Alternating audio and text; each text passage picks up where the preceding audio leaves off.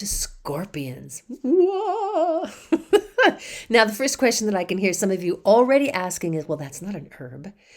And I have said it before, and I will say it again. Here at the Institute, we use the word herb to include the pharmacopoeia of the natural world. Increasingly, while technically herb does mean a plant substance, there's so many other healing substances, resins and insects and all kinds of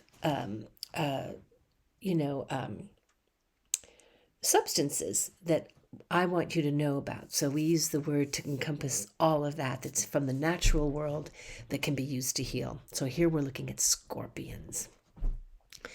And they've been used for thousands of years in many, many places. They are a culinary delicacy. And some of you are very happy you don't live in those places.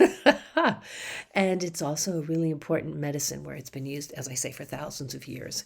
In traditional Chinese medicine, they're particularly known to help ease tremors and convulsions, even in small children. So you're thinking things like tetanus, right, where you get these kind of tremor effects happening. In the West, we're going to be looking at, typically you're looking at the varieties of Centauroides gracilis. In the East, traditional Chinese medicine, Boothus martinsi.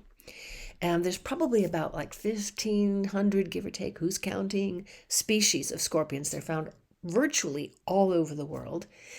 But calm yourselves, only about 25 of them really have lethal venom. Now, there are people that have allergic reactions. There are people who can get bit. It's not to be taken lightly. You do not want to go messing around with the scorpions.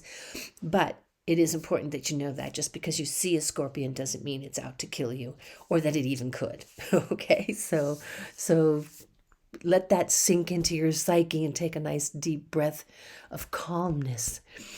What we're going to dive in here is take a look a little bit at this pain-killing property of scorpions, because it may be a property you weren't aware that it had. From a Western perspective, it's going to be identified with the nervous system, the circulatory system, skin as well. Antispasmodic, analgesic, fancy way of saying helps kill pain, has other properties. Do visit our website at whiterabbit.instituteofhealing.com to find out what they are. In the East, we're looking at an association with the liver.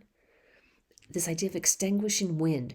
Wind in traditional Chinese medicine is what can cause tremors, paralysis, twitching, as examples.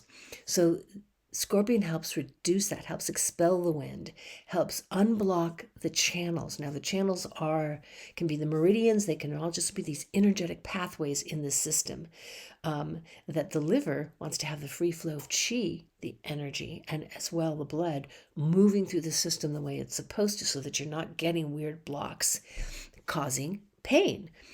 Blockage of qi and energy is going to be kind of dull, aching pain. And when you start getting into the blockage of blood, you're getting into some sharp, nasty pain. So this is a healing substance that's going to help relieve some of that.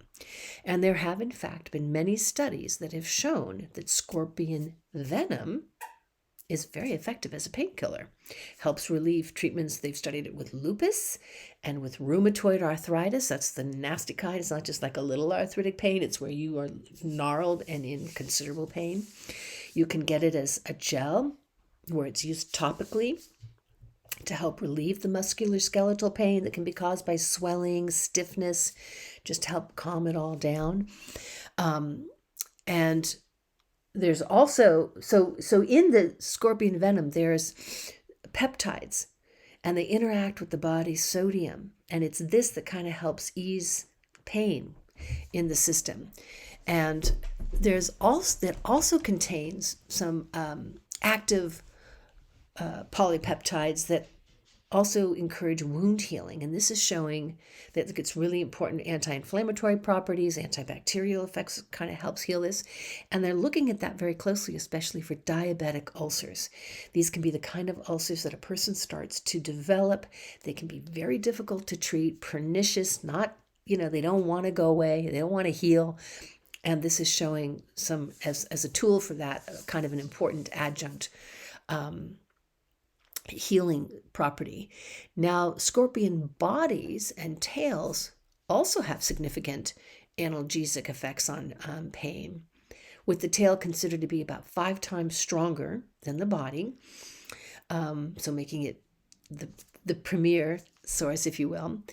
And traditionally, back in the day, and even still, scorpion wine can be made and used as a popular analgesic painkiller and antidote preparation, because scorpion venom is also used to help create a buildup of immunity for other scorpion bites. A lot of history on that, from the Egyptians to the Chinese to all the people in between that live in countries where there is lots of scorpions and where they're a delicacy on the menu. So there you go, a little bit more about scorpion than you might have known before.